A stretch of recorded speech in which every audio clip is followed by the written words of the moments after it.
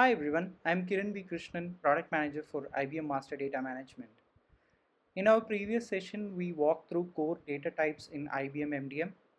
Today, we are moving into practical steps required to get your data ready for entity resolution.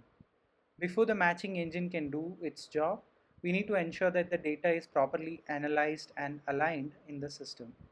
We focus on two key prerequisites for matching, which are profiling and mapping.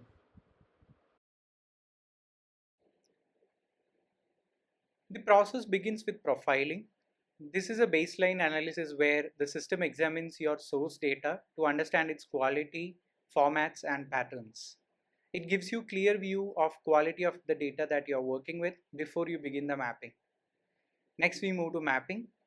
This is where we define how your source data fits into MDM model we have built. To save time, we use auto mapping. This feature looks at your profiling results and suggests most logical connections between your source fields and MDM attributes that exist in your system, which you can then refine and review as well. A key advantage of IBM MDM is our flexible data modeling. Using freeform modeling, you have the agility to adjust your schema on the fly as your business requirements change. You aren't locked into a rigid structure from day one. Keep in mind that profiling and mapping are essential prerequisites. Once you are satisfied with the setup, we publish.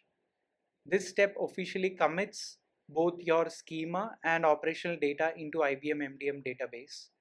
This is what enables the matching engine to eventually run and resolve your entities. Let's jump into the application now and see how these steps work in a live environment. In this demo, we'll see how profiling and mapping is done in IBM MDM. So once we upload the assets and set the asset content, the next step that we do is profile the data. So once we click on profile data, it runs a machine learning algorithm in the backend and classifies each column into different attribute types based on the quality of the data. So now you have an option to auto map the assets. So you can see that all these columns of this record type has been associated to different attribute types.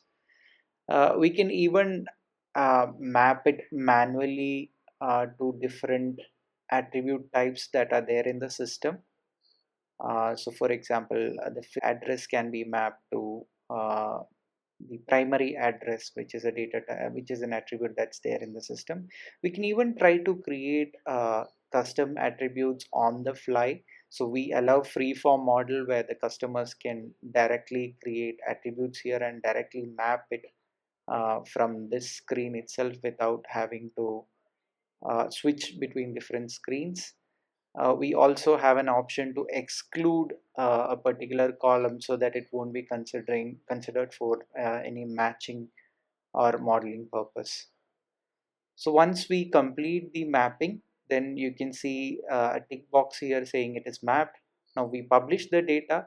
So what happens is the data is getting published into the graph DB. So the entire data schema and along with the data is getting published into the graph database now. So once the publishing is complete, you can see the status as ready to match. So this record type is ready for matching now.